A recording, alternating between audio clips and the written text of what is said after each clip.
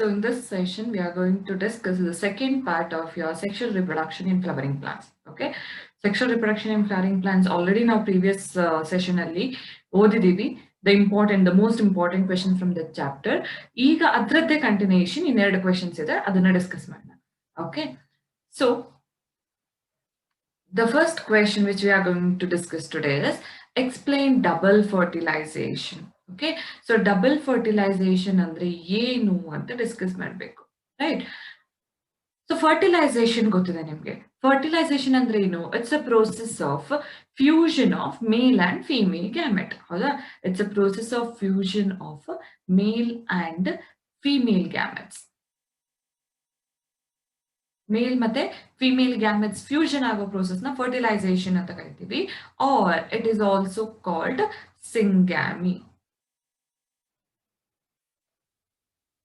Okay, so ಹಾಗಾದ್ರೆ double fertilisation ಏನು ಅನ್ನೋದು question. What is double fertilization, or explain the process of double fertilization? Okay, this double fertilization process is unique to only angiosperms.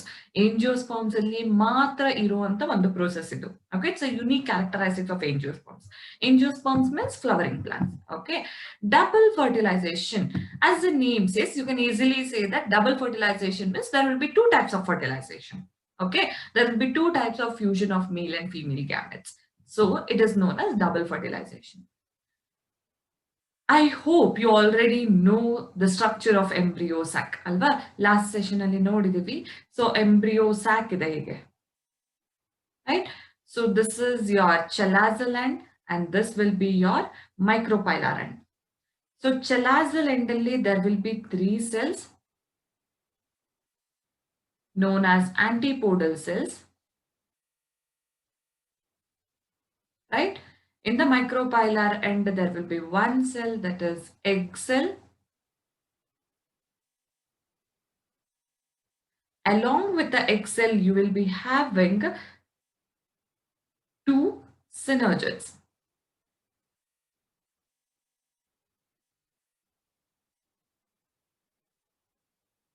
ಹೌದಾ? ಈ ಸಿನರ್ಜಿಡ್ಸ್ ಅಲ್ಲಿ ಕೆಳಗಡೆ ಒಂದು ಫಿಲಿಫಾರ್ಮ್ ಅಪಾರೆಟಸ್ ಇರುತ್ತೆ, ಫಿಂಗರ್ ಲೈಕ್ ಪ್ರೊಜೆಕ್ಷನ್ಸ್ ಇರುತ್ತೆ, ಅದನ್ನ ಫಿಲಿಫಾರ್ಮ್ ಅಪಾರೆಟಸ್ ಅಂತ ಕರಿತೀವಿ. And in the center there will be large cell known as central cell, which will be having 2 polar nuclei. Okay, this is central cell and you will be having polar nuclei in that, 2 polar nuclei. Okay, so ಈಗ fusion ಹೇಗಾಗುತ್ತೆ ಅಂತ ನೋಡ್ಬೇಕು. So the 2 male gametes, first ಏನಾಗುತ್ತೆ, pollination ಓದಿದ್ದೀವಿ ಅಲ್ವಾ? When the pollination takes place, pollen grain, okay, pollen grain, male plant in the pollen grain will come and reach the stigma of the flower. When it reaches the stigma of the flower, flower ina stigma ಹೇಗಿರುತ್ತಲ್ವಾ, stigma ಆದ್ಮೇಲೆ ಬರೋದು style ಆದ್ಮೇಲೆ bulge portion is ovary, ಓವರಿಯಲ್ಲಿ ನಿಮ್ಗೆ ಏನಿರುತ್ತೆ, ovule ಇರುತ್ತೆ, ಓವ್ಯೂಲಿನ ಒಳಗಡೆ ಎಂಬ್ರಿಯೋ ಸ್ಯಾಕ್ ಇರುತ್ತೆ.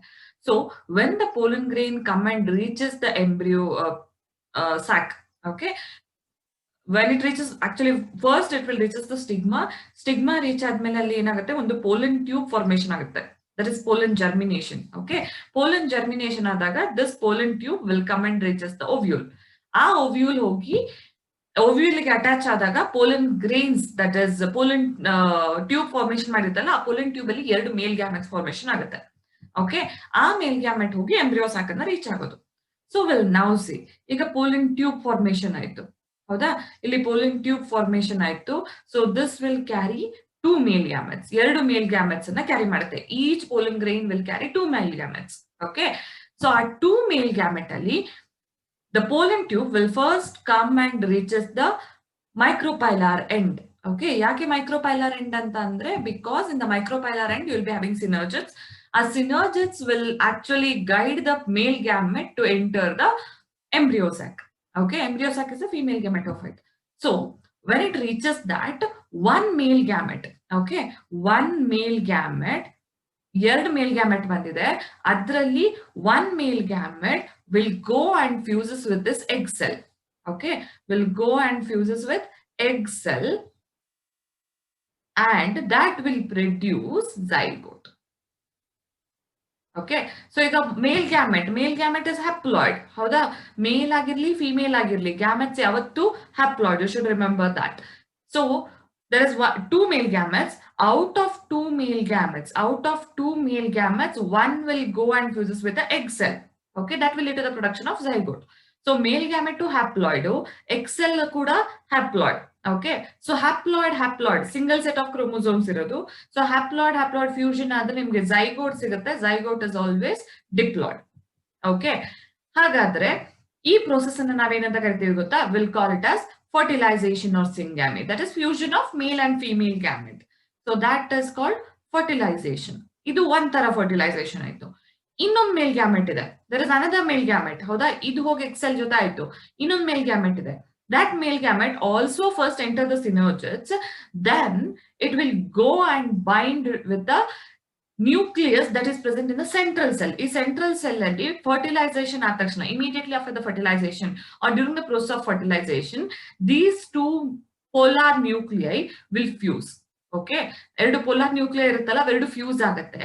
ಫ್ಯೂಸ್ ಆಗ್ಬಿಟ್ಟು that will develop into diploid secondary nucleus. They will develop into diploid secondary nucleus.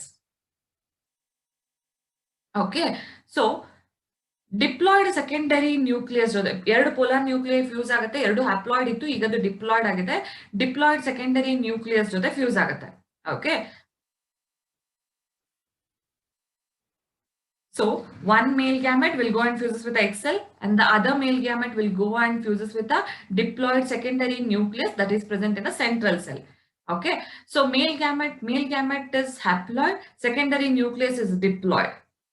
ಹೌದಾ, ಸೊ ಇವೆರಡು ಫ್ಯೂಸ್ ಆದಾಗ that will lead to the development of PEN, that is primary endosperm nucleus. Okay, so ಈಗ n two single set of chromosomes ಸೇರಿದಾಗ ನಿಮಗೆ diploid ಆಗಿತ್ತು. ಹಾಗಾದ್ರೆ ಇಲ್ಲಿ ಒಂದು ಡಿಪ್ಲಾಯ್ಡ್, ಒಂದು 2n, ಇನ್ನೊಂದು n ಇದೆ. ಹಾಗಾದ್ರೆ ಇದೇನಾಗುತ್ತೆ? ಟ್ರಿಪ್ಲಾಯ್ಡ್ ಆಗುತ್ತೆ. 3 sets of chromosome ಬಂತು. ಹೌದಾ, so primary endosperm nucleus is triploid. Hence, as there is a fusion of 3 nucleus, ಎರಡು ಡಿಪ್ಲಾಯ್ಡ್ ಪೋಲಾರ್ ನ್ಯೂಕ್ಲಿಯೈ, ಒಂದು male gamete, so 3 nucleus fusion ಆಗೋದ್ರಿಂದ ಇದನ್ನ ಟ್ರಿಪಲ್ ಫ್ಯೂಷನ್ ಅಂತ ಕರಿತೀವಿ. Because it involves the fusion of 1 male gamete and 2 polar nuclei. So ಅದಕ್ಕೆ ಅದನ್ನ triple fusion ಅಂತ ಕರಿತೀವಿ. This is another type of fertilization. ಯಾಕೆ ಅಂದ್ರೆ ಇಲ್ಲೂ ಕೂಡ ಸೆಕೆಂಡರಿ ನ್ಯೂಕ್ಲಿಯಸ್ ಅಂತ ಅಂದ್ರೆ ಸೆಕೆಂಡರಿ ನ್ಯೂಕ್ಲಿಯಸ್ ಯಾವ್ದ್ರದ್ದು? ಫಿಮೇಲ್ ಗ್ಯಾಮೆಟ್ ಇಂದು. ಯಾವ್ದ್ರ ಜೊತೆ ಫ್ಯೂಸ್ ಆಗುತ್ತೆ? It will fuse with 1 male gamete. ಹೌದಾ, 1 male gamete plus diploid secondary nucleus will give rise to the production of primary endosperm nucleus, that is known as triple fusion.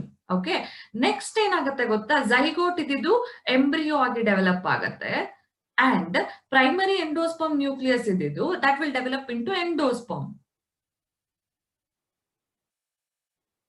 Okay, so ಈ embryo ಇದ್ದಿದ್ದು next adult ಆಗುತ್ತಲ್ವಾ? at that time the endosperm will provide nutrition to the developing embryo. Okay, so this is the process. So here type of fertilization ಆಯ್ತು. One is fusion of 1 male gamete with egg cell, and the other is fusion of another male gamete with diploid secondary nucleus. Okay, as there is 2 type of fertilization, it is called double fertilization. It's 3 marks. Very simple. Okay, so ivaga sentence nodona. So the 2 male gametes enter into embryo sac through synergid cell. ಹೌದಾ, pollen tube formation ಆಗುತ್ತೆ. Suddenly it will carry 2 male gametes that will first enter the synergids. Why? Because in the synergids you will be having filiform apparatus that will help in guiding the male gamete to reach the egg cell and the central cell. Okay, so the 2 male gametes will first enter the embryo sac through synergid cell. In that, 1 male gamete fuses with the egg cell. We have already discussed that 1 male gamete will fuses with the egg cell. Eradu kuda haploid, so that will produce zygote, that is diploid. Howda, this process is known as fertilization or syngamy. ಒಂದು fertilization ಮುಗಿತು. First point ಇದನ್ನ ಬರೀರಿ. Second point ಇನ್ನೊಂದು male gamete ಬಗ್ಗೆ ಬರೆಯೋಣ. This step. Okay, so the other male gamete enters the central cell. ಇನ್ನೊಂದು male gamete ಎಲ್ಲಿಗೆ ಹೋಗುತ್ತೆ? ಸೆಂಟ್ರಲ್ ಸೆಲ್ ಹೋಗುತ್ತೆ. In that it will fuse with the secondary nucleus, the secondary nucleus of the central cell to produce primary endosperm nucleus. This is triploid, hence it is known as triple fusion. Okay, as there is fusion of 1 gamete with egg cell and the other with secondary nucleus is called double fertilization. ನೀವು ಇಷ್ಟು ನೆನಪಿಟ್ಕೊಂಡ್ರೆ ಸಾಕು. Okay, ಇಷ್ಟನ್ನ ಇವೇ 2 point ನೆನ್ಪಿಟ್ಕೊಂಡ್ರೆ ಸಾಕು. 2 male gametes enter ಆಗುತ್ತೆ. In that 2 male gamete, 1 male gamete will fuses with egg cell to produce zygote. This is known as fertilization. Okay, now next, another male gamete will fuses with secondary nucleus of the central cell that will develop into primary endosperm nucleus. This primary endosperm nucleus fusion is known as triple fusion. That's it. As there is fusion of 2 male gamete with egg cell and the secondary nucleus, it is called double fertilization.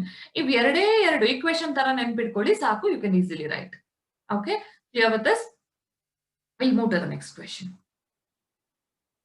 So this is actually like your 1 mark question. Okay, 1 mark question ತರ define ಅಂತ ಕೇಳ್ತಾರೆ. ನಿಮ್ಗೆ ಅದು 2 marks ಕೇಳ್ಬೋದು, 1 mark ಕೇಳ್ಬೋದು, 3 marks ಕೇಳ್ಬೋದು.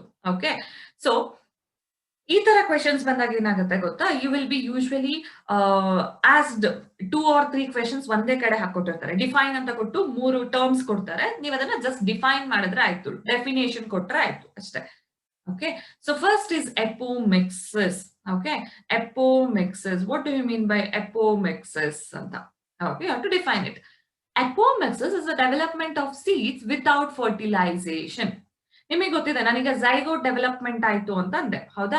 Zygote ಇದ್ದಿದ್ದು next embryo ಆಗಿ ಡೆವಲಪ್ ಆಗುತ್ತೆ ಅಂತ ಗೊತ್ತು, right? At the same time ovary ಇದೆ, ಓವರಿಯ ಒಳಗಡೆ ಒವ್ಯೂಲ್ ಇತ್ತು, ಕರೆಕ್ಟಾ? ಓವರಿ ಇತ್ತು, that is in the female flower. ಓವರಿಯ ಒಳಗಡೆ ಏನಿತ್ತು? ಒವ್ಯೂಲ್ ಇತ್ತು, ಹೌದಾ? After the fertilization and development, ovule will actually develop into seed and ovary will develop into fruit. ಇದನ್ನು ಕ್ವೆಶನ್ ಕೇಳ್ತಾರೆ, what is the fate of ovule after fertilization, what is the fate of ovary after fertilization ಅಂತ ಕೇಳ್ತಾರೆ. Fate of ovule after fertilisation ಅಂದ್ರೆ fertilisation ಆದ್ಮೇಲೆ ovule ಏನಾಗುತ್ತೆ ಅಂತ. Ovule ಏನಾಗುತ್ತೆ? It will develop into seed, ಆಯ್ತಾ? ಓವರಿ ಇದ್ದು ಫ್ರೂಟ್ ಆಗಿ ಡೆವಲಪ್ ಆಗುತ್ತೆ. ಇಂಟೆಗ್ಯುಮೆಂಟ್ಸ್ ಅಂತ ಔಟರ್ ಕವರಿಂಗ್ ಇತ್ತು, ನೋಡಿದೀರಾ ಅಲ್ವಾ? So that will develop into fruit wall. Okay, so ಅದೆಲ್ಲ ನೆನ್ಪಿಟ್ಕೋ. ಸೀಡ್ ಕೋಟ್ ಆಗಿ ಡೆವಲಪ್ ಆಗುತ್ತೆ. ಓವರಿ ವಾಲ್ ಇದ್ದು ಫ್ರೂಟ್ ಕ್ಯಾಪ್ ಅಥವಾ ಫ್ರೂಟ್ ಕವರಿಂಗ್ ಆಗಿ ಡೆವಲಪ್ ಆಗುತ್ತೆ, ಆಯ್ತಾ? ಸೊ ಈ ಸೀಡ್ ಯಾವ್ದ್ರಿಂದ ಡೆವಲಪ್ ಆಗ್ಬೇಕಿತ್ತು? ಓವ್ಯೂಲ್ ಇಂದ ಡೆವಲಪ್ ಆಗ್ಬೇಕಿತ್ತು, ಹೌದಾ? ಸೊ ಓವ್ಯೂಲ್ ಇದ್ದು ಸೀಡ್ ಆಗಿ ಯಾವಾಗ ಡೆವಲಪ್ ಆಗುತ್ತೆ? After the process of fertilization. But ಕೆಲವೊಂದು ಸತಿ seed will directly develop from the ovule without the process of fertilization. Okay, ovule ididu fertilize agdene seed agi develop ಮಾಡುತ್ತೆ. So that process is known as epomixes, that is development of seeds without fertilization. Simple. Okay, the next is parthenogenesis. Parthenogenesis ಅಂತಂದ್ರೆ it is the process of development of individuals without fertilization. ಈಗ ಹನಿ ಬೀಸ್ ಗೊತ್ತಿದೆ ನಿಮ್ಗೆ ಅಲ್ವಾ?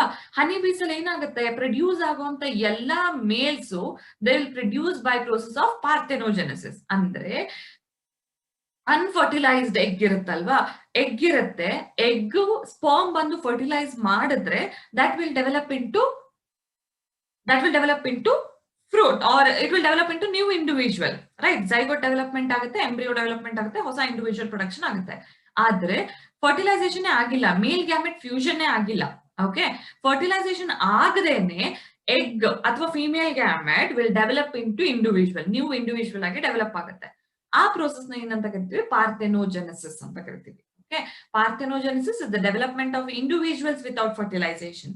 ಇನ್ನೊಂದು ಬರುತ್ತೆ parthenocarpic fruit ಅಂತ ಬರುತ್ತೆ. Okay, there will be another term, that is parthenocarpic fruit. Okay, parthenocarpic fruit ಅಂತಂದ್ರೆ development of fruit without fertilization. Same thing, ಇಲ್ಲಿ ಇಂಡಿವಿಜುವಲ್ ಅಂತ ರೆಫರ್ ಮಾಡೋದು ನಾವು ಆರ್ಗ್ಯಾನಿಸಮ್ಸ್ ಗೆ ಅಲ್ವಾ? ಅದೇ ತರ ಫರ್ಟಿಲೈಸೇಷನ್ ಆದ್ಮೇಲೆ ovary will develop into fruit ಅಲ್ವಾ?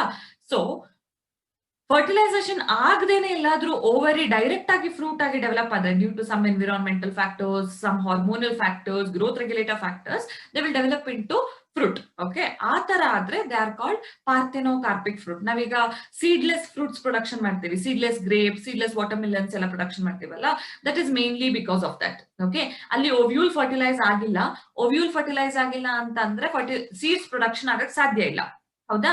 ಬರೀ ಫ್ರೂಟ್ ಡೆವಲಪ್ಮೆಂಟ್ ಆಗುತ್ತೆ directly from the ovary without fertilization. So ಆ ಸೀಡ್ಲೆಸ್ ಫ್ರೂಟ್ ನಾವು ಪಾರ್ಥೆನೋಕಾರ್ಪಿಕ್ ಫ್ರೂಟ್ ಅಂತ ಕರೆಯೋದು.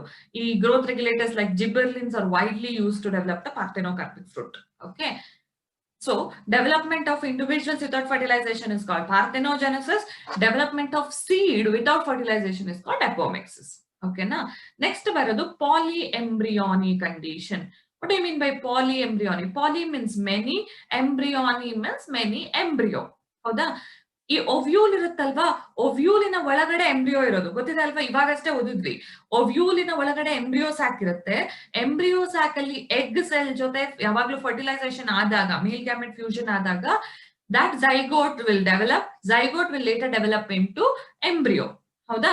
ಸೊ ಒಂದು ಒವ್ಯೂಲಿನ ಒಳಗಡೆ ಒಂದು ಎಂಬ್ರಿಯೋ ಪ್ರೊಡಕ್ಷನ್ ಆಗುತ್ತೆ. ಯಾಕಂದ್ರೆ ಅಲ್ಲಿರೋದು one embryo sac. One embryo sac will develop into one embryo ಅಲ್ವಾ? ಸೊ ಒಂದು ಒವ್ಯೂಲಿನ ಒಳಗಡೆ ಎಷ್ಟು ಎಂಬ್ರಿಯೋ ಪ್ರೊಡಕ್ಷನ್ ಆಗುತ್ತೆ? ಒಂದು ಎಂಬ್ರಿಯೋ. ಆದ್ರೆ ಕೆಲವೊಂದು ಕಂಡೀಷನ್ ಅಲ್ಲಿ ಪಾಲಿ ಎಂಬ್ರಿಯೋನಿಕ್ ಕಂಡೀಷನ್ ಆಗುತ್ತೆ. ಅಂದ್ರೆ ಒಂದು ಒವ್ಯೂಲಿನ ಒಳಗಡೆ, ಒಂದು ಸೀಡಿನ ಒಳಗಡೆ ಮೆನಿ ಎಂಬ್ರಿಯೋಸ್ ಬರುತ್ತೆ. Okay, there will be presence of more than one embryo in a seed. ಒಂದು ಸೀಡಿನ ಒಳಗಡೆ, ಸೀಡ್ ಅಂದ್ರೆ ಒವ್ಯೂಲ್ ಅಲ್ವಾ, fertilized ovule is called seed. ಆ ಸೀಡಿನ ಒಳಗಡೆ ಒಂದಕ್ಕಿಂತ ಜಾಸ್ತಿ ಎಂಬ್ರಿಯೋ ಇದ್ರೆ ಅದನ್ನ ಪಾಲಿ ಎಂಬ್ರಿಯಾನಿಕ್ ಕಂಡೀಷನ್ ಅಂತ ಕರಿತೀವಿ. ನೀವು ಮೇನ್ ಆಗಿ ಸಿಟ್ರಸ್ ಫ್ರೂಟ್ಸ್ ಅಲ್ಲಿ ನೋಡ್ಬೋದು, ಮೂಸುಂಬೆ ಅಥವಾ ಆರೆಂಜ್, ಲೆಮನ್, ಇದ್ರಲ್ಲೆಲ್ಲ ಪಾಲಿ ಎಂಬ್ರಿಯಾನಿಕ್ ಕಂಡೀಷನ್ಸ್ ಜಾಸ್ತಿ ಕಾಣುತ್ತೆ. It is somewhat same as it off your twins production ಆಗುತ್ತೆ ಅಲ್ವಾ. ಆನಿಮಲ್ಸ್ ಅಲ್ಲಿ ಟ್ವಿನ್ಸ್ ಪ್ರೊಡಕ್ಷನ್ ಆಗುತ್ತಲ್ವಾ, ಅದ್ಯಾಕೆ? ಯೂಶ್ವಲಿ ಏನಾಗುತ್ತೆ, ಒಂದು ಎಗ್ ಇಂದ ಒಂದು ಮಗು ಹುಟ್ಟುತ್ತೆ, ಅದರಲ್ಲಿ ಒಂದಕ್ಕಿಂತ ಜಾಸ್ತಿ ಮಕ್ಕಳಾಗುತ್ತೆ. That is poly embryonic condition. Okay, plants ಅಲ್ಲಿ polyembryony is this development of more than one embryo in the seed. So these are the some definition from this chapter. ಇದನ್ನ ಕರೆಕ್ಟ್ ಆಗಿ ನೆನಪಿಟ್ಕೋಬೇಕು. Okay, so these are some of the most important questions from that chapter. So ಇದರಲ್ಲಿ ನೀವು main ಆಗಿ ಇದ್ರ ಜೊತೆಗೆ diagrams ಓದ್ಬೇಕು. That is anatropous ಓವ್ಯೂಲಿನ diagram, embryo ಸ್ಯಾಕಿನ ಡಯಾಗ್ರಾಮ್, ಆಂಥರಿನ ಡಯಾಗ್ರಾಮ್, ಇಷ್ಟನ್ನ ಕಂಪ್ಲೀಟ್ ಆಗಿ ಕಲಿಬೇಕು.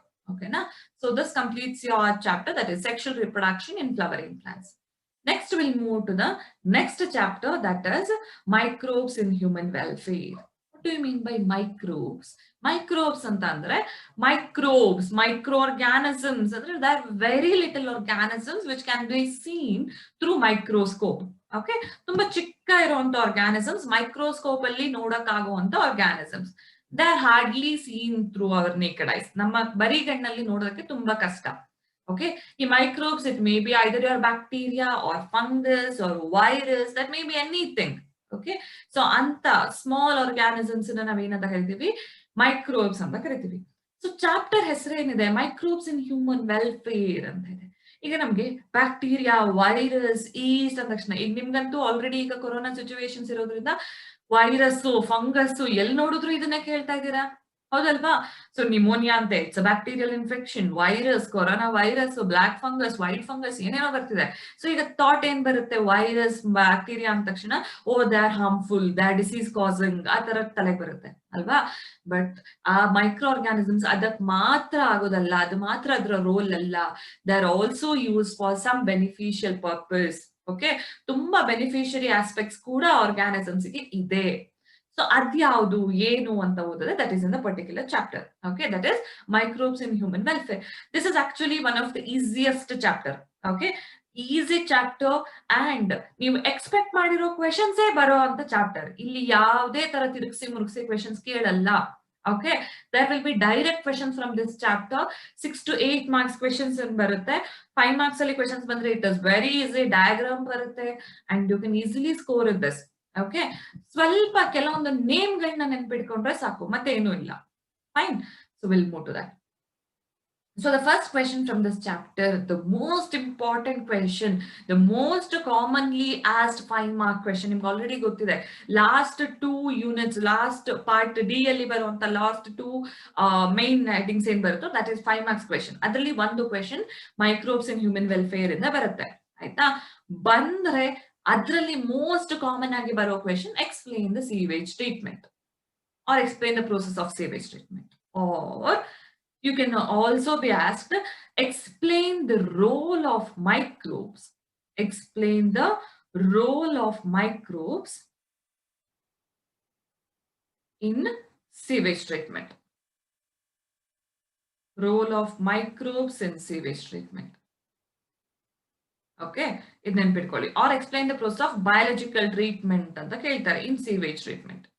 ಅವೆಲ್ಲ ಕೇಳಿದ್ರು ಒಂದೇ ಆನ್ಸರ್. ಆದ್ರೆ ನೀವೇನ್ ನೆನ್ಪಿಟ್ಕೋಬೇಕು ಅಂದ್ರೆ explain the process of sewage treatment ಅಂತ ಅಂದ್ರೆ ಇಲ್ಲಿ 2 ಪ್ರೋಸೆಸ್ ಬರುತ್ತೆ, primary treatment and secondary treatment. Okay, so when they ask you to write explain sewage treatment, you have to write both primary treatment and secondary treatment. But when it comes to the question like role of microbes in sewage treatment, you have to write only the secondary treatment. ಯಾಕಂದ್ರೆ primary treatment ಅಲ್ಲಿ microbes ಅನ್ನ use ಮಾಡಲ್ಲ ನಾವು. Okay, only in the secondary treatment we are going to use the microbes. Hence it is called, as we are using the living organism, it is called biological treatment. So role of microbes in sewage treatment anta kelidre, you have to write only the secondary treatment. But when they ask to explain the sewage treatment, you have to write both primary and secondary treatment. Okay, so what do you mean by sewage treatment? Sewage water ಅಥವಾ municipal water ಅಂತ ಕರಿತೀವಿ. ಅಂದ್ರೆ ನಮ್ಮ waste items, debris ಆಗಿರ್ಬೋದು ಅಥವಾ ಗಲೀಜ್ ಆಗಿರೋ items ಎಲ್ಲದನ್ನು ನಾವು ವಾಟರ್ಗೆ ಡಂಪ್ ಮಾಡ್ಬಿಡ್ತೀವಿ ಅಲ್ವಾ. ಸೊ ಆ ವಾಟರ್, ಸೀವೇಜ್ ವಾಟರ್ ಏನಾಗುತ್ತೆ, ಡೈರೆಕ್ಟ್ ಆಗಿ ವಾಟರ್ ಬಾಡೀಸ್ಗೆ ರೀಚ್ ಆಗ್ಬಿಡುತ್ತೆ. ದಟ್ ಇಸ್ ಯೋರ್ ರಿವರ್ಸ್, ಲೇಕ್ಸ್ಗೆಲ್ಲ ಹೋಗುತ್ತೆ ಅಲ್ವಾ. That will B actually harmful. So that sewage water, ಅಕ್ಕಳಕ್ಕೂ ನೀರು, ಕೊಳಚೆ ನೀರು ಇರುತ್ತಲ್ವಾ, that should be actually properly treated before it is released to the fresh water bodies. ಯಾಕಂದ್ರೆ ಅದನ್ನ ಕೆಲವೊಬ್ರು ಹ್ಯೂಮನ್ ಕನ್ಸಂಪ್ಷನ್ಸ್ ಯೂಸ್ ಮಾಡ್ತಾರೆ, ಕೆಲವೊಂದು ಆನಿಮಲ್ಸ್ ಅದನ್ನ ಯೂಸ್ ಮಾಡುತ್ತೆ. ಸೊ ಈ ತರ ಪರ್ಪಸ್ ಇರೋದ್ರಿಂದ before it is release to the fresh water bodies, it should be properly treated. Okay, so one of the treatment method is explained here in the sewage treatment method. Okay, so sewage treatment ಅಂದ್ರೆ ಏನು, ಹೇಗಾಗತ್ತೆ ಅಂತ ಓದ್ಬೇಕು. So to simplify that, we'll just look into the flow chart. Okay, flow chart ನೋಡಿದ್ರೆ ನಿಮ್ಗೆ ಈಸಿಯಾಗಿ ನೆನಪಿರುತ್ತೆ ಅಂತ. Okay, as I've already mentioned, ಇಲ್ಲಿ 2 type of treatment ಇದೆ. One is primary treatment and the other is secondary treatment. ಹೌದಾ? So primary treatment ಅಂದ್ರೆ ಏನು ಅಂತ ಬೇಕು. ಪ್ರೈಮರಿ ಟ್ರೀಟ್ಮೆಂಟ್ ಅಲ್ಲಿ first sewage water, there is one ದೊಡ್ಡ ಬ್ಲಾಕ್, ಇದು ನಿಮ್ಗೆ ಒಂದು ಸಣ್ಣ ವಾಟರ್ ಬಾಡೀಸ್ ಅಲ್ಲಿ ಆಗೋದಲ್ಲ ಆಯ್ತಾ. ದೊಡ್ಡ ಒಂದು ಎಕರ್ಸ್, ದೊಡ್ಡ ಒಂದು 2, 3, 4 ಎಕರ್ಸ್ ಲ್ಯಾಂಡ್ ಇರುತ್ತೆ. ಸೊ ಅದರಲ್ಲಿ one side there will be inlet of water, sewage water ಒಂದು ಕಡೆಯಿಂದ ಬರ್ತಾ ಇರುತ್ತೆ. ಹೌದಾ? ಸೊ ಬರ್ತಾ ಇರೋ ವಾಟರ್ ನ ಫಸ್ಟ್ ಗೆ ಟ್ರೀಟ್ ಮಾಡ್ತಾರೆ. ಹೇಗೆ ಟ್ರೀಟ್ ಮಾಡ್ತಾರೆ ಅಂದ್ರೆ, ಒಂದು ಮೆಶ್ ಇಡ್ತಾರೆ, ಮೆಶ್ ಇಟ್ಟು ಅಲ್ಲಿ ಫ್ಲೋಟಿಂಗ್ ಡೆಬ್ರೀಸ್ ಎಲ್ಲ ಬರುತ್ತಲ್ವಾ, ನಿಮ್ಮ ಪ್ಲಾಸ್ಟಿಕ್ ಆಗಿರ್ಬೋದು, ಕ್ಲೋತ್ಸ್ ಆಗಿರ್ಬೋದು, ವಾಟರ್ ಬಾಟಲ್ಸ್ ಆಗಿರ್ಬೋದು, ಅಥವಾ ಯಾವುದೇ ತರದ ವೇಸ್ಟ್ ಅಂದ್ರೆ ಲಾರ್ಜ್ ಮೆಟೀರಿಯಲ್ಸ್ ಇರುತ್ತಲ್ವಾ, ಅದನ್ನೆಲ್ಲ ಮೆಶ್ ಹಾಕಿ, ಇಲ್ಲಿಂದ ವಾಟರ್ ಬರ್ತಾ ಇರುತ್ತೆ, ಇಲ್ಲಿ ಮೆಶ್ ಹಾಕಿದೀವಿ. ಸೊ ವಾಟರ್ ಬಂದಾಗ ಈ ಲಾರ್ಜ್ ಪಾರ್ಟಿಕಲ್ಸ್ ಏನ್ ಬರುತ್ತೋ ಅದೆಲ್ಲ ಇಲ್ಲೇ ಕುತ್ಕೊಳ್ಳುತ್ತೆ, ವಾಟರ್ ಮಾತ್ರ ಒಳಗಡೆ ಹೋಗುತ್ತೆ. Okay, na? So that process is known as filtration. In filtration process, the floating debris are removed, like your paper, clothes, plastic, bottles, glass, everything. It will be removed by the process of filtration. You filter ಮಾಡ್ತಿರಲ್ಲ ಅದೇ ತರ. So ಅದರ large amount ಅಲ್ಲಿ ಮಾಡ್ತೀರಾ. So floating debris ಏನಾಯ್ತು, remove ಆಯ್ತು. ನೆನ್ಪಿಟ್ಕೊಳ್ಳಿ, primary treatment ಅಲ್ಲಿ ಫಸ್ಟ್ ಪಾಯಿಂಟ್ ಯಾವ್ದು ಬರೀಬೇಕು, the floating debris are removed by the process of filtration. Okay. Next to sedimentation. First process ಆಯ್ತು, that is filtration. Filtration ಅಂದ್ರೆ ಏನು ಗೊತ್ತಾಯ್ತು ಅಲ್ವಾ. Next is sedimentation. ಸೆಡಿಮೆಂಟ್ ಅಂದ್ರೆ ಸೆಟಲ್ ಅಂತ ಅರ್ಥ. ಸೊ ಈಗ ಒಳಗಡೆ ವಾಟರ್ ಬಂದಿದೆ, ಇಲ್ಲಿ ದೊಡ್ಡ ಟ್ಯಾಂಕ್ ತರ ಇರುತ್ತೆ. ಓಕೆನಾ? ಸೊ ಆ ಟ್ಯಾಂಕಿನ ಒಳಗಡೆ ವಾಟರ್ ಬಂದ ತಕ್ಷಣ ಏನಾಗುತ್ತೆ, they will actually slow down the process of water flow. Okay, water flow na completely slow down ಮಾಡ್ತಾರೆ. At that time, if there are some dissolved soil or pebbles, small soil in particles, ಆ ತರ ಸಣ್ಣ ಕಲ್ಲುಗಳು ಅಂತ ಏನಾದ್ರೂ water ಬಂದಿದ್ರೆ, when you allow it to settle, okay, ನೀವು ಹಾಗೆ ಇಟ್ಟರೆ ಸ್ವಲ್ಪ ಹೊತ್ತು ಏನಾಗುತ್ತೆ, ಆ ಸಾಯಿಲ್ ಪೆಬಲ್ಸ್ ಎಲ್ಲ ಕೆಳಗಡೆ ಹೋಗುತ್ತೆ. ನೀವು ಚಿಕ್ಕಲ್ಲಿರ್ಬೇಕಾದ್ರೆ ನೀರಿಗೆ ಮಣ್ಣನ್ನ ಕರಡಿ ಎಲ್ಲ ಆಟ ಆಡ್ತೀರಾ ಅಲ್ವಾ. ಸೊ ಕರಡಿ ಇಡೀ ಸ್ವಲ್ಪ ಹೊತ್ತಾದ್ಮೇಲೆ ಸಾಯಿಲ್ ಎಲ್ಲ ಕೆಳಗಡೆ ಸೆಟಲ್ ಆಗುತ್ತೆ, ವಾಟರ್ ಮಾತ್ರ ಮೇಲ್ಗಡೆ ಬರುತ್ತೆ ಅಲ್ವಾ. ಹಾಗೆ ನೀವು ಬಟರ್ ಮಿಲ್ಕ್, ಮಜ್ಜಿಗೆ ಕುಡಿತೀರಾ, ಸೊ ಮಜ್ಜಿಗೆನ ಸ್ವಲ್ಪ ಹೊತ್ತು ಹಾಗೆ ಇಡಿ, ವಾಟರ್ ಪಾರ್ಟಿಕಲ್ಸ್ ಮೇಲ್ಗಡೆ ಬರುತ್ತೆ, ವೈಟ್ ಪೋರ್ಷನ್ ಎಲ್ಲ ಕೆಳಗಡೆ ಹೋಗಿರುತ್ತೆ. ಅದೇ ತರ ಇಲ್ಲಿ ಸೆಡಿಮೆಂಟೇಶನ್ ಆಗೋದು. Okay, so in this process of sedimentation, they will settle the water. At that time, the soil and pebbles which are present in the water will start to settle down. Okay, so ಇಲ್ಲಿ mesh ಹಾಕಿದ್ರು, water ಬಂತು, water ಬಂದಾಗ ಅದ್ರಲ್ಲಿದ್ದ ಅಂತ large particles ಎಲ್ಲ ಇಲ್ಲೇ ಉಳ್ಕೊಂತು. So ಈಗ water particles ಮಾತ್ರ ಒಳಗಡೆ ಹೋಗಿದೆ. ಹೌದಾ? ಆ ವಾಟರ್ ಅನ್ನ, ಇದು process of filtration, right. So next process ಏನಾಗುತ್ತೆ, ಸೆಡಿಮೆಂಟೇಶನ್, ರೈಟ್. ಈ ಸೆಡಿಮೆಂಟೇಶನ್ ಪ್ರೋಸೆಸ್ ಅಲ್ಲಿ they will allow it to settle. Settle ಮಾಡಿದಾಗ ಸ್ಮಾಲ್ ಸಾಯಿಲ್ ಪೆಬಲ್ಸ್ ಏನಾದ್ರು ಇದ್ರೆ all that will settle down. ಈ ತರ ಕೆಳಗಡೆ ಸೆಟಲ್ ಆಗುತ್ತೆ. ಓಕೆನಾ? ಸೆಟಲ್ ಆದ್ಮೇಲೆ ಆ ಸೆಟಲ್ ಆಗಿರೋ ಪಾರ್ಟಿಕಲ್ಸ್ ಇದೆಯಲ್ವಾ, that will form primary sludge. That is called as primary sludge, and this portion is called primary effluent. Primary effluent ಅಂತ ಕರಿತೀವಿ. ಓಕೆನಾ? ಸೊ ಗೊತ್ತಾಯ್ತಾ? ಈಗ ಫಿಲ್ಟರ್ ಆಗುತ್ತೆ. ಫಿಲ್ಟರ್ ಆದಾಗ ಲಾರ್ಜ್ ಪಾರ್ಟಿಕಲ್ಸ್ ಎಲ್ಲ ಅಲ್ಲೇ ಉಳ್ಕೊಳ್ಳುತ್ತೆ. That process is known as filtration. Primary treatment in first method. Next is sedimentation. Water ನ ಅಲ್ಲೇ ಸೆಟಲ್ ಮಾಡ್ತಾರೆ. ಸೆಟಲ್ ಮಾಡಿದಾಗ ಅದರಲ್ಲಿದ್ದ soils and pebbles will settle down. ಬರೀ ವಾಟರ್ ಮೇಲ್ಗಡೆ ಉಳ್ಕೊಳ್ಳುತ್ತೆ. ಆ ವಾಟರ್ ನ ನಾವು ಪ್ರೈಮರಿ ಎಫ್ಲುಯೆಂಟ್ ಅಂತ ಕರಿತೀವಿ. ಕೆಳಗಡೆ ಇರೋದನ್ನ ಪ್ರೈಮರಿ ಸ್ಲಡ್ಜ್ ಅಂತ ಕರಿತೀವಿ. ನಮ್ಗೆ ಸ್ಲಡ್ಜ್ ನ ಅವಶ್ಯಕತೆ ಇಲ್ಲ. Okay, we now want the effluent. ಈ ಎಫ್ಲುಯೆಂಟ್ ಬೇಕು. ಎಫ್ಲುಯೆಂಟ್ ನ ಏನ್ ಮಾಡ್ತಾರೆ ಗೊತ್ತಾ? They will pass it to the secondary treatment. So primary treatment ಅಲ್ಲಿ 2 step. One is filtration and sedimentation. Filtration ಅಲ್ಲಿ ಫ್ಲೋಟ್ ಆಗ್ತಾ ಇರುವಂತ ಡೆಬ್ರೀಸ್ ಅನ್ನ ರಿಮೂವ್ ಮಾಡ್ತೀವಿ. ಸೆಡಿಮೆಂಟೇಷನ್ ಅಲ್ಲಿ ವಾಟರ್ ನ ಸೆಟಲ್ ಆಗಕ್ಕೆ ಬಿಡ್ತೀವಿ. ಅಲ್ಲಿ ಸಾಯಿಲ್ ಪೆಬಲ್ಸ್ ನ ರಿಮೂವ್ ಮಾಡ್ತೀವಿ. ಅಷ್ಟೇ ಪ್ರೈಮರಿ ಟ್ರೀಟ್ಮೆಂಟ್. ನೆಕ್ಸ್ಟ್ ಆ ಸೆಟಲ್ ಆಗಿರೋ ಪಾರ್ಟಿಕಲ್ಸ್ ನ ಸ್ಲಡ್ಜ್ ಅಂತ ಕರಿತೀವಿ. Primary sludge. ಆ ಸೂಪರ್ನೇಟೆಂಟ್ ಮೇಲ್ಗಡೆ ಇರೋ ಪಾರ್ಟ್ ಅನ್ನ ಪ್ರೈಮರಿ ಎಫ್ಲುಯೆಂಟ್ ಅಂತ ಕರಿತೀವಿ. ಸ್ಲಡ್ಜ್ ನಮ್ಗೆ ಬೇಡ. We have only want the primary effluent. ಆ ಪ್ರೈಮರಿ ಎಫ್ಲುಯೆಂಟ್ ಅನ್ನ it is passed in to the secondary treatment. Secondary treatment ಗೆ ಪಾಸ್ ಮಾಡ್ತೀವಿ. Okay, so this secondary treatment is also called biological treatment. ಯಾಕೆ biological treatment ಅಂತ ಕರೆಯೋದು? Because will use the microbes here. ಇಲ್ಲಿ ನಾವು bacteria ಮತ್ತೆ fungus ಅನ್ನ use ಮಾಡ್ಕೊಂತೀವಿ. ಅದಕ್ಕೆ ಅದನ್ನ ನಾವು ಬಯಾಲಜಿಕಲ್ ಟ್ರೀಟ್ಮೆಂಟ್ ಅಂತ ಕರಿತೀವಿ. So next is secondary treatment. ಈ ಸೆಕೆಂಡರಿ ಟ್ರೀಟ್ಮೆಂಟ್ ಅಲ್ಲಿ ಏನ್ ಮಾಡ್ತೀವಿ ಗೊತ್ತಾ? The primary effluent is passed in to the large aeration tanks. Primary effluent ಅನ್ನ ಲಾರ್ಜ್ ಏರಿಯೇಷನ್ ಟ್ಯಾಂಕ್ ಹಾಕ್ತಿವಿ. ಅಂದ್ರೆ it is move to the next chamber. ಇದೇ ತರ ಒಂದು ದೊಡ್ಡ ರೂಮಿನಷ್ಟು ದೊಡ್ಡ ಇರುವಂತ ಒಂದು ಟ್ಯಾಂಕ್ ಇರುತ್ತೆ, ಅಥವಾ ಅದಕ್ಕಿಂತ ದೊಡ್ಡ ಜಾಸ್ತಿ ಇರುತ್ತೆ. ಆಯ್ತಾ? ಸೊ ಆ ಟ್ಯಾಂಕಿಗೆ ಅದನ್ನ ಅಲೋ ಮಾಡ್ತೀವಿ. ವಾಟರ್ ಫ್ಲೋ ಆಗೋಕ್ಕೆ ಅಲೋ ಮಾಡ್ತೀವಿ. ಅಲ್ಲಿ ದರ್ ವಿಲ್ ಬಿ ಲಾರ್ಜ್ ಎಜಿಟೇಟರ್ಸ್. ಎಜಿಟೇಟರ್ಸ್ ಅಂದ್ರೆ ಮಿಕ್ಸರ್ಸ್. ಓಕೆ, ಸೊ ಆ ಮಿಕ್ಸರ್ಸ್ ಅನ್ನ ಹಾಕ್ಬಿಟ್ಟು will provide ample amount of air. Aeration ಅಂದ್ರೆ ಏರ್ ಪ್ರೊವೈಡ್ ಮಾಡ್ಬೇಕು, ಆಕ್ಸಿಜನ್ ಪ್ರೊವೈಡ್ ಮಾಡ್ಬೇಕು. ಓಕೆ, ಯಾಕೆ ಅಂತಂದ್ರೆ your sewage water contains large amount of organic matter ಅಲ್ವಾ? ಸೀವೇಜ್ ವಾಟರ್ ಅಲ್ಲಿ ವೇಸ್ಟ್ ಜಾಸ್ತಿ ಇರುತ್ತೆ, ಆರ್ಗ್ಯಾನಿಕ್ ಮ್ಯಾಟರ್ ಜಾಸ್ತಿ ಇರುತ್ತೆ. ಈಗ ಅದನ್ನ ನಾವ್ ಏನ್ ಮಾಡ್ಬೇಕು? ಬ್ರೇಕ್ ಡೌನ್ ಮಾಡ್ಬೇಕು, ಡೆಸ್ಟ್ರಾಯ್ ಮಾಡ್ಬೇಕು ಅಲ್ವಾ? ಸೊ ಆ ಡೆಸ್ಟ್ರಾಯ್ ಮಾಡಕ್ಕೆ ನಾವ್ ಏನ್ ಮಾಡ್ತೀವಿ? ಏರೇಷನ್ ಟ್ಯಾಂಕಿಗೆ ಹಾಕ್ತಿವಿ. ಅಲ್ಲಿ ಪ್ರಾಪರ್ ಅಮೌಂಟ್ ಆಫ್ ಏರ್ ಕೊಡ್ತೀವಿ.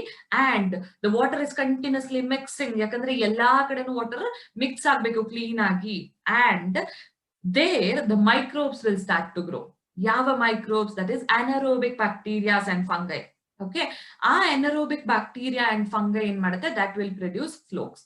Okay, so bacteria, that is aerobic bacteria and fungi. Aerobic bacteria and fungi will together form a mesh-like structure called folk. ಒಂದು ಮೆಶ್ ಲೈಕ್ ಸ್ಟ್ರಕ್ಚರ್ ಪ್ರೊಡಕ್ಷನ್ ಮಾಡುತ್ತೆ. ಅದನ್ನ ಫ್ಲೋಕ್ಸ್ ಅಂತ ಕರಿತೀವಿ. ಓಕೆ, ಆ ಮೆಶ್ ಲೈಕ್ ಸ್ಟ್ರಕ್ಚರ್ ಪ್ರೊಡಕ್ಷನ್ ಆಗೋದು ಏನ್ ಮಾಡುತ್ತೆ ಗೊತ್ತಾ? It will start to break down or degrade the organic matter. ಈ ಬ್ಯಾಕ್ಟೀರಿಯಾ ಮತ್ತೆ fungi they can grow in oxygen. So ಅದಕ್ಕೆ ಪ್ರಾಪರ್ ಆಕ್ಸಿಜನ್ ಕೊಡ್ತೀವಿ. ಆಕ್ಸಿಜನ್ ಕೊಟ್ಟಾಗ ಏನಾಗುತ್ತೆ? It will destroy many of the organic matter. ಆ ಆರ್ಗ್ಯಾನಿಕ್ ಮ್ಯಾಟರ್ ಅನ್ನ bacteria ಮತ್ತೆ fungi food ಆಗಿ ಯೂಸ್ ಮಾಡ್ಕೊಳ್ಳುತ್ತೆ. ಅಟ್ ದ ಸೇಮ್ ಟೈಮ್ ನಮಗೆ ಆರ್ಗ್ಯಾನಿಕ್ ಮ್ಯಾಟರ್ ಕಡಿಮೆ ಆಗ್ತಾ ಹೋಗುತ್ತೆ. ವಾಟರ್ ಇರೋ ವೇಸ್ಟ್ ಮೆಟೀರಿಯಲ್ ಕಡಿಮೆ ಆಗ್ತಾ ಹೋಗುತ್ತೆ. So it is beneficial for us. And the bacteria will consume that organic matter and they will grow. Whenever there is high organic matter, ಯಾವ್ದಾದ್ರು water ಅಲ್ಲಿ ಜಾಸ್ತಿ ಆರ್ಗ್ಯಾನಿಕ್ ಮ್ಯಾಟರ್ ಇದೆ ಅಂತಂದ್ರೆ, if the water is more polluted, okay, if the water is more polluted, organic matter ಜಾಸ್ತಿ ಇದೆ ಅಂದ್ರೆ pollution ಜಾಸ್ತಿ ಇದೆ ಅಂತ ಅರ್ಥ. ಪೊಲ್ಯೂಷನ್ ಜಾಸ್ತಿ ಇದೆ ಅಂದ್ರೆ ಆ ವಾಟರ್ ಅಲ್ಲಿ BOD ಇನ್ಕ್ರೀಸ್ ಇದೆ ಅಂತ ಅರ್ಥ. BOD is biochemical oxygen demand. BOD ಅಂದ್ರೆ it is biochemical oxygen demand. Okay, it is called biochemical oxygen demand. Biochemical oxygen demand andre it's an amount of organic matter or amount of oxygen that is required by bacteria and fungi to degrade organic matter present in 1 litre of water. 1 litre of water ಅಲ್ಲಿ ಇರೋ organic matter ನ degrade ಮಾಡೋದಕ್ಕೆ bacteria ಮತ್ತೆ ಫಂಗೈಗೆ ಎಷ್ಟು oxygen ಬೇಕೋ that is biochemical oxygen demand. So organic matter ಜಾಸ್ತಿ ಇದ್ರೆ ಜಾಸ್ತಿ ಆಕ್ಸಿಜನ್ ಬೇಕು, that means BOD will be high. So polluted water ಏನಾಗಿರುತ್ತೋ ಅದರಲ್ಲಿ ಆರ್ಗ್ಯಾನಿಕ್ ಮ್ಯಾಟರ್ ಜಾಸ್ತಿ, ಸೊ BOD ಕೂಡ ಏನಾಗಿರುತ್ತೆ ಜಾಸ್ತಿ ಇರುತ್ತೆ. ಪ್ಯೂರ್ ವಾಟರ್ ಇದ್ರೆ ಆರ್ಗ್ಯಾನಿಕ್ ಮ್ಯಾಟರ್ ಅಥವಾ waste material is less, so oxygen ಏನ್ ಬೇಕು ಕಡಿಮೆ ಬೇಕು, ಯಾಕಂದ್ರೆ ಕಡಿಮೆ ಆರ್ಗ್ಯಾನಿಕ್ ಮ್ಯಾಟರ್ ಇರೋದ್ರಿಂದ ಕಡಿಮೆ ಬ್ಯಾಕ್ಟೀರಿಯಾ ಮತ್ತೆ fungi is essential or it is okay to degrade that particular organic matter. Okay, it is sufficient ಅಂತ ಅರ್ಥ. ಸೊ BOD ಜಾಸ್ತಿ ಇದೆ ಅಂದ್ರೆ ಅರ್ಥ ಏನು, ದ ವಾಟರ್ ಇಸ್ ಪೊಲ್ಯೂಟೆಡ್, ಅಥವಾ ಪೊಲ್ಯೂಟೆಡ್ ವಾಟರ್ ಇದೆ ಅಂದ್ರೆ BOD ಜಾಸ್ತಿ ಇದೆ ಅಂತ. ಸೊ ಈಗ when the bacteria and fungi start to degrade the organic matter present in the water, sewage water, organic matter ನ ಡೆಸ್ಟ್ರಾಯ್ ಮಾಡಕ್ ಸ್ಟಾರ್ಟ್ ಆಯ್ತು ಅಂತಂದ್ರೆ ಏನಾಗುತ್ತೆ, the BOD will decrease. Okay, so ಒಂದು ಸಿಗ್ನಿಫಿಕೆಂಟ್ ಅಮೌಂಟ್ ಗೆ BOD ಡಿಕ್ರೀಸ್ ಆಗೋ ತನಕನು ಏನ್ ಮಾಡುತ್ತೆ, ಆಕ್ಸಿಜನ್ ನ ಸಪ್ಲೈ ಮಾಡ್ತಾ ಇರ್ತೀವಿ. Okay, so when the BOD is reduced it will be transferred, the effluent is transferred to the settling tank. Okay, ಆ ಸೆಟ್ಲಿಂಗ್ ಟ್ಯಾಂಕ್ ಅಲ್ಲಿ ಮತ್ತೆ ಏನಾಗೋದು, ಸೆಡಿಮೆಂಟೇಶನ್. ಓಕೆ, ಸೊ ಕೆಳಗಡೆ ಸೆಟಲ್ ಆಗೋ process is activated sludge. Okay, ಇಲ್ಲಿ primary sludge ಈಗ transfer ಆದಾಗ ಕೆಳಗಡೆ ಉಳ್ಕೊಳ್ಳುತ್ತೆ ಅಲ್ವಾ ಮೆಟೀರಿಯಲ್, ಸ್ವಲ್ಪ ಮೆಟೀರಿಯಲ್ಸ್ ಉಳ್ಕೊಳ್ಳುತ್ತೆ, ಮೇಲ್ಗಡೆ ನಿಮ್ಗೆ ವಾಟರ್ ಸಿಗುತ್ತೆ ಅಲ್ವಾ. So this is effluent, already ನಾವು ಡಿಸ್ಕಸ್ ಮಾಡಿದೀವಿ, ದಿಸ್ ಇಸ್ ಎಫ್ಲುಯೆಂಟ್, ಇದು ಸ್ಲಡ್ಜ್. ಓಕೆ, ಸೊ ಇಲ್ಲಿ ಬರುವಂತ ಸ್ಲಡ್ಜ್ ನಾವೇನಂತ ಕರಿತೀವಿ, ಆಕ್ಟಿವೇಟೆಡ್ ಸ್ಲಡ್ಜ್ ಅಂತ ಕರಿತೀವಿ. Will call it as activated sludge. ಯಾಕೆ ಆಕ್ಟಿವೇಟೆಡ್ ಸ್ಲಡ್ಜ್ ಅಂತ ಕರೆಯೋದು ಅಂತಂದ್ರೆ, because that will usually contain the bacteria and fungi ಅಲ್ವಾ. ಇದ್ರಲ್ಲಿ ಇರುವಂತ ಮೆಟೀರಿಯಲ್ಸ್ ಯಾವುದು, bacteria and fungi, that is aerobic bacteria ಮತ್ತೆ ಫಂಗೈ ಇರುತ್ತೆ, ದಟ್ ಇಸ್ ಆಕ್ಟಿವೇಟೆಡ್ ಸ್ಲಡ್ಜ್. ಈ ಆಕ್ಟಿವೇಟೆಡ್ ಸ್ಲಡ್ಜ್ ನ ನಾವ್ ಏನ್ ಮಾಡ್ತೀವಿ ಗೊತ್ತಾ, it is again transferred in to the aeration tank. Okay, that will act as an inoculum. Okay, this activated sludge will again be transferred into the aeration tank. Okay, that will actually act as a inoculum. That means it will act as a starter. You know that ಈಗ ಹಾಲು ಇರುತ್ತೆ, ಹಾಲನ್ನ curd ಆಗಿ convert ಮಾಡ್ಬೇಕು ಅಂದ್ರೆ ಅದಕ್ಕೆ small amount of curd ಅನ್ನೇ ಹಾಕ್ತೀರಾ ಅಲ್ವಾ. Curd will start the process of curdling of milk, milk ನ ಕರ್ಡ್ ಆಗಿ ಕನ್ವರ್ಟ್ ಮಾಡೋಕ್ಕೆ ಹೆಲ್ಪ್ ಮಾಡುತ್ತೆ, ಫರ್ಮೆಂಟೇಶನ್ ಆಗಕ್ಕೆ ಹೆಲ್ಪ್ ಮಾಡುತ್ತೆ ಅಲ್ವಾ. ಅದೇ ತರ ಇಲ್ಲಿ ಈಗ ಬ್ಯಾಕ್ಟೀರಿಯಾಸ್ ಅನ್ನ ನಾವ್ ಏನ್ ಮಾಡ್ತೀವಿ, ಸ್ವಲ್ಪ ತಗೊಂಡು ಅದನ್ನ ಮತ್ತೆ ಏರಿಯೇಷನ್ ಟ್ಯಾಂಕ್ ಹಾಕ್ತಿವಿ. ನೆಕ್ಸ್ಟ್ ಬ್ಯಾಚ್ ಆಫ್ ವಾಟರ್ ಬರುತ್ತೆ, ಏನ್ 1-2 ಲೀಟರ್ ಸೀವೇಜ್ ವಾಟರ್ ಬರುತ್ತಾ, ಇಲ್ಲ ಅಲ್ವಾ, ಟನ್ಸ್ ತುಂಬಾ ದಿನ ಪ್ರೊಡ್ಯೂಸ್ ಆಗ್ತಾನೆ ಇರುತ್ತೆ. So next batch of water filtration ಗೆ ಬಂದಾಗ that will help in the filtration, ಮತ್ತೆ ಅದು ಮಲ್ಟಿಪ್ಲೈ ಆಗುತ್ತೆ, ಮಲ್ಟಿಪ್ಲೈ ಆಗಿ ಫ್ಲೋ ಫಾರ್ಮೇಶನ್ ಮಾಡೋದು. ಓಕೆನಾ. ಸೊ ಇದರ ಸ್ಮಾಲ್ ಅಮೌಂಟ್ ಆಫ್ ಸ್ಟಾರ್ಟರ್ ನಾವು ಇನಾಕ್ಯುಲಮ್ ಆಗಿ ಏರೇಷನ್ ಟ್ಯಾಂಕ್ ಕಳಿಸ್ತೀವಿ. ಉಳಿದಿದ್ದನ್ನ ಏನ್ ಮಾಡ್ತೀವಿ ಗೊತ್ತಾ, that will be transfer to the anaerobic slug digester. What I mean by anaerobic slug digester? Aerobic ಅಂದ್ರೆ ಗೊತ್ತು, ಏರಿಯೇಷನ್ ಇರುತ್ತೆ. anaerobic ಅಂದ್ರೆ ಇಲ್ಲಿ ಆಕ್ಸಿಜನ್ ಇರೋದಿಲ್ಲ, there is absence of oxygen. Okay, full closed environment ಅಲ್ಲಿ anaerobic slug digester ಗೆ ಹಾಕ್ತಿವಿ. anaerobic slug digester ಗೆ ಹಾಕಿದಾಗ ಏನಾಗುತ್ತೆ, ಏರೋಬಿಕ್ ಬ್ಯಾಕ್ಟೀರಿಯಾಸ್ ಗ್ರೋ ಆಗಕ್ಕೆ ಸಾಧ್ಯನಾ? Aerobic bacterias are the bacterias which can grow in the presence of oxygen, right? So when they are growing in the presence of oxygen, the organisms which grow in the presence of oxygen cannot survive where there is no oxygen. We are the organisms who require oxygen to respire and we live. Okay, so ನಮ್ಗೆ ಬದುಕಬೇಕು ಅಂದ್ರೆ oxygen ಬೇಕು, oxygen ಇಲ್ಲ ಅಂದ್ರೆ ಸತ್ತೋಗ್ತೀವಿ ಅಲ್ವಾ, ಯಾಕಂದ್ರೆ ನಾವು aerobic organisms. ಅದೇ ತರ ಬ್ಯಾಕ್ಟೀರಿಯಾಸ್ ಮತ್ತೆ ಫಂಗೈ ಅಲ್ವಾ. ಸೊ ಇಂಥ ಬ್ಯಾಕ್ಟೀರಿಯಾ ಮತ್ತೆ ಫಂಗೈನ ನಾವು ಅನರೋಬಿಕ್ ಕಂಡೀಷನ್ ಹಾಕಿದ್ವಿ ಅಂತ ಅನ್ಕೊಳ್ಳಿ ಅಲ್ವಾ. ಅನರೋಬಿಕ್ ಕಂಡೀಷನ್ಸ್ ಅಂದ್ರೆ there is no oxygen at that time, whether it will survive, no, right? It will actually die. Okay, so ಅಲ್ಲಿ ಏನ್ ಮಾಡ್ತಾರೆ, anaerobic slug digester ಗೆ ಹಾಕಿದಾಗ ಏರೋಬಿಕ್ ಬ್ಯಾಕ್ಟೀರಿಯಾ ಸತ್ತೋಗುತ್ತೆ. Okay, that will release the gases, that is your methane, hydrogen sulfide ಅಂತ gases ಅನ್ನ release ಮಾಡುತ್ತೆ. that can be used for the production of biogas. Biogas production use ಮಾಡ್ಕೋಬಹುದು. This is of the activated sludge.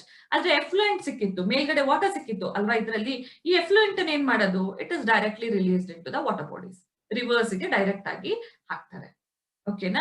So this is a process of sewage treatment. ಏನಿಲ್ಲ, first ಒಂದು ದೊಡ್ಡ ಎಕರೆ, ತುಂಬಾ ಎಕರೆ land ಇರುತ್ತೆ, ಅಲ್ಲಿಗೆ ಒಂದು ಕಡೆಯಿಂದ ಇಂಡಸ್ಟ್ರೀಸ್ ಇಂದನೋ ಅಥವಾ ಮುನ್ಸಿಪಲ್ ವೇಸ್ಟ್ ವಾಟರ್ ಏನೋ ಬರುತ್ತೆ sewage treatment. So first primary treatment ಮಾಡ್ಬೇಕು ಅಂದ್ರೆ ಅದ್ರಲ್ಲಿ ಇರುವಂತ ಈ ಬಟ್ಟೆ, ಕಲ್ಲು ಗಿಲ್ಲು ಅದನ್ನೆಲ್ಲ ರಿಮೂವ್ ಮಾಡ್ಬೇಕು. ಅದಕ್ಕೆ 2 ಪ್ರೋಸೆಸ್ ಇದೆ, ಫಿಲ್ಟ್ರೇಷನ್ ಅಂಡ್ ಸೆಡಿಮೆಂಟೇಷನ್. ಫಿಲ್ಟ್ರೇಷನ್ ಅಲ್ಲಿ ಏನ್ ಮಾಡ್ತೀವಿ, ಫ್ಲೋಟಿಂಗ್ ಡೆಬ್ರೀಸ್ ಅನ್ನ ರಿಮೂವ್ ಮಾಡ್ತೀವಿ. ಸೆಡಿಮೆಂಟೇಷನ್ ಅಲ್ಲಿ ಅದರಲ್ಲಿರುವಂತ ಸಾಯಿಲ್ಸ್ ಮತ್ತೆ ಪೆಬಲ್ಸ್ ಅನ್ನ ರಿಮೂವ್ ಮಾಡ್ತೀವಿ. ರಿಮೂವ್ ಮಾಡಿದಾಗ ಮೇಲ್ಗಡೆ ಬರುವಂತ ವಾಟರ್ ನ ಪ್ರೈಮರಿ ಎಫ್ಲುಯೆಂಟ್ ಅಂತ ಕರಿತೀವಿ, ಕೆಳಗಡೆ ಇರೋದು ಸ್ಲಡ್ಜ್. ಸ್ಲಡ್ಜ್ ಬೇಡ ನಮ್ಗೆ, ಎಫ್ಲುಯೆಂಟ್ ಮಾತ್ರ ಬೇಕು. ಎಫ್ಲುಯೆಂಟ್ ನ we will pass in to the secondary treatment. In the secondary treatment will allow the flow of effluent to the large aeration tank. ಅಲ್ಲಿ ಪ್ರಾಪರ್ ಆಗಿ ಮಿಕ್ಸಿಂಗ್ ಇರುತ್ತೆ, ಯಾಕಂದ್ರೆ ಅಲ್ಲಿ ನಾವು ಏರೋಬಿಕ್ ಬ್ಯಾಕ್ಟೀರಿಯಾಸ್ ನ ಗ್ರೋ ಮಾಡ್ತೀವಿ ಮತ್ತೆ ಫಂಗೈ ನ ಗ್ರೋ ಮಾಡ್ತೀವಿ. that will develop a mesh like structure called flokes. that floke should pass or the bacteria should move into every corner of the water. so proper mixing ಮಾಡಿದಾಗ ಎಲ್ಲ ಅಲ್ಲಿರೋ ಎಲ್ಲ organic matter ಹೊರಗಡೆ ಬರುತ್ತೆ, so that the bacteria will degrade it. ಯಾವಾಗ ವಾಟರಿನ ಬಿಒಡಿ ಒಂದು significant ಲೆವೆಲ್ಗೆ decrease ಆಗುತ್ತೋ that will transferred in to the settling tank. ಆ ಸೆಟಲಿಂಗ್ ಟ್ಯಾಂಕ್ ಅಲ್ಲಿ ಏನ್ ಮಾಡುತ್ತೆ, again they will allow it to settle. ಕೆಳಗಡೆ ಬರೋದು ಏನಂತ ಅಂದ್ರೆ ಸ್ಲಡ್ಜ್, ಆದ್ರೆ ಇಲ್ಲಿ ಅದು ಆಕ್ಟಿವೇಟೆಡ್ ಸ್ಲಡ್ಜ್ ಆಗಿರುತ್ತೆ that contains your bacteria and fungi.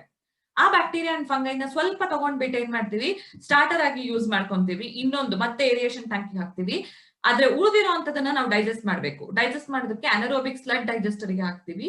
ಅಲ್ಲಿ that will die and it will release the gases, that is methane, hydrogen sulfide ಅನ್ನೆಲ್ಲ ರಿಲೀಸ್ ಮಾಡುತ್ತೆ. that can be used for the biogas production.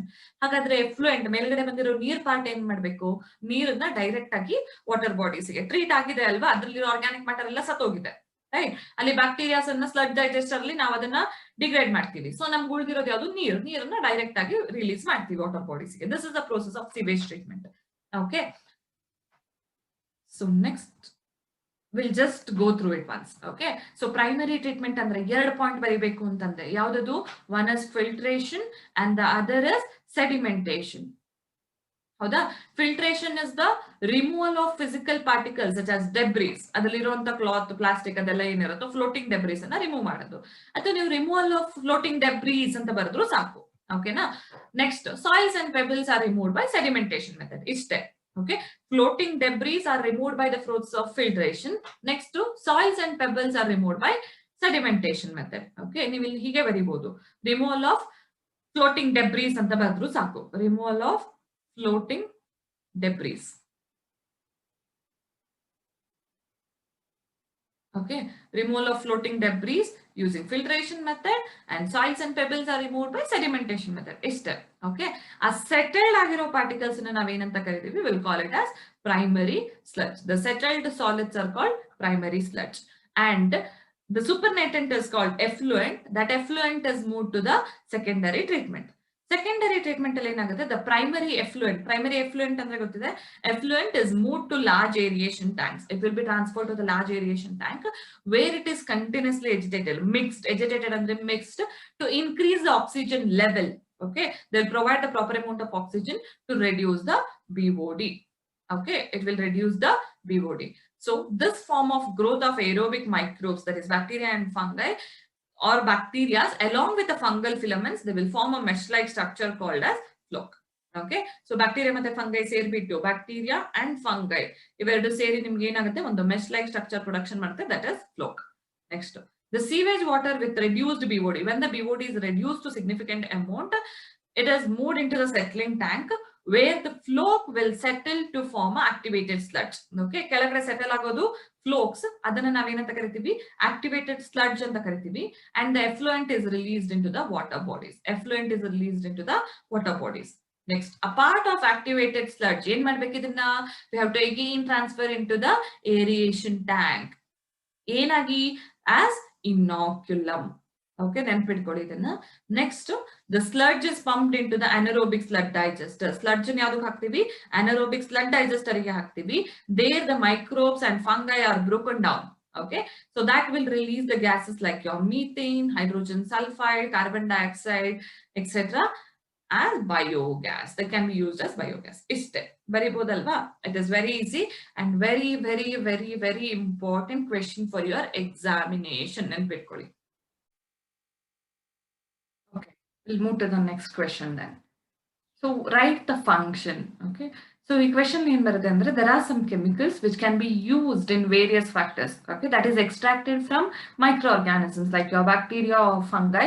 so ಅದರಿಂದ extract ಮಾಡಿರೋ there are chemical substances which can be used for various beneficial aspects.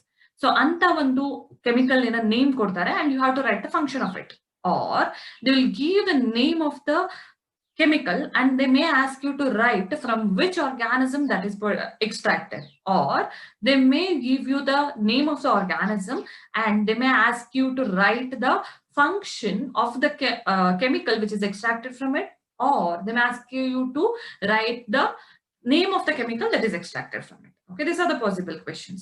So we'll discuss. So first is streptokinase. Okay, streptokinase is a chemical that is used as a clot buster. Okay, and that is extracted from a bacteria that is streptococcus. Streptococcus is a bacteria which is used in the extraction of a chemical known as streptokinase. Okay, and that is used as a clot buster. If there is any clots in the, or a person, if the person is suffering from myocardial infections, or if there is any clot in the blood vessels, if you have to remove it, we can use a chemical substance known as streptokinase. Okay, that streptokinase is extracted from a bacteria that is streptococcus.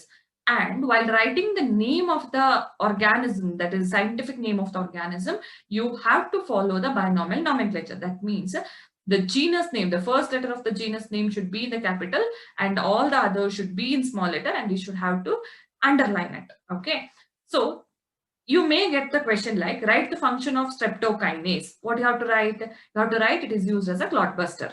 Okay, or else you may ask the question like, name the chemical that is extracted from streptococcus. What you will write? You'll write it should be streptokinase.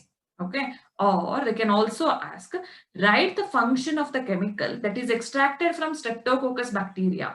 That means the chemical extracted is streptokinase and the function is used as a clot buster. Okay, next chemical is cyclosporin A. So here also same question, write the function of cyclosporin A anta direct agi kelbodu. So direct agi kelidre, what is the function of, write the function of cyclosporin A andre, you have to write it as immunosuppressive agent in organ transplantation. Okay, that means we know that ನಮ್ಮ ಬಾಡಿಗೆ ಯಾವುದೇ ಒಂದು small virus, small bacteria, ಯಾವುದೇ fungus, ಯಾವುದೇ entry ಆದ್ರೂ ನಮ್ಮ body ಸುಮ್ಮನೆ ಇರುತ್ತೆ? No, it will fight against it ಅಲ್ವಾ? ನಮ್ಮ ಇಮ್ಯೂನ್ ಸಿಸ್ಟಮ್ ಅದ್ರ ವಿರುದ್ಧ ಫೈಟ್ ಮಾಡುತ್ತೆ. ಸೊ ಒಂದು ಸಣ್ಣ ಆರ್ಗ್ಯಾನಿಸಮ್ ಬಂದ್ರೇನೆ ಬಿಡೋದಿಲ್ಲ. ಹಾಗಂತ ಇರುವಾಗ ಆರ್ಗನ್ ಟ್ರಾನ್ಸ್ಪ್ಲಾಂಟೇಶನ್, ಈ ಹಾರ್ಟ್, ಕಿಡ್ನಿ ಎಲ್ಲ ಟ್ರಾನ್ಸ್ಪ್ಲಾಂಟ್ ಮಾಡ್ತಾರೆ ಅಲ್ವಾ? ಟ್ರಾನ್ಸ್ಪ್ಲಾಂಟ್ ಮಾಡಿದಾಗ ಒಂದು ಹೊಸ ಆರ್ಗನ್ನೇ ನಮ್ಮ ಬಾಡಿ ಒಳಗಡೆ ಬರುತ್ತೆ. At that time whether our immune system will keep quiet? No, right? It will obviously respond to it. It will fight against it. It will reject it. So ಆ ಟೈಮಲ್ಲಿ ಏನ್ ಮಾಡ್ಬೇಕು? ನಮ್ಮ ಇಮ್ಯೂನ್ ಸಿಸ್ಟಮ್ ಅನ್ನೇ ನಾವು suppress ಮಾಡಿಡ್ಬೇಕು, ಅದು active ಆಗಿ ಇಲ್ಲದೆ ಇರೋ ಹಾಗೆ ಮಾಡ್ಬೇಕು. ಸೊ ಆ ಇಮ್ಯುನೋಸಪ್ರೆಸಿವ್ ಏಜೆಂಟ್ ಆಗಿ ಯೂಸ್ ಮಾಡ್ಕೊಳ್ಳೋದು ಯಾವುದು? That is cyclosporin A. Okay, that cyclosporin A is actually extracted from a fungus. The name of the fungus is Trichoderma polysporum. I have already mentioned you that Trichoderma polysporum is a scientific name of the fungus. So ಅದನ್ನ ಬರಿಬೇಕಾದ್ರೆ ನೀವೇನ್ ಮಾಡ್ಬೇಕು? binomial nomenclature use ಮಾಡ್ಬೇಕು. ಅಂದ್ರೆ genus name, Trichoderma is a genus name. T, Trichoderma, the first letter T ಇರುತ್ತೆ, that is capital ಅಲ್ಲಿ ಬರಿಬೇಕು. So Trichoderma, all the other letters should be in the small letters. Trichoderma ಬರಿತೀವಿ.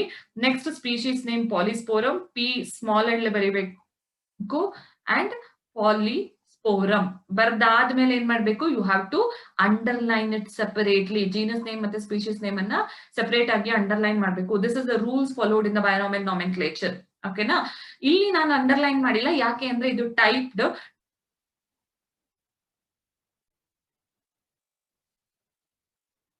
Okay, so when it is typed, when the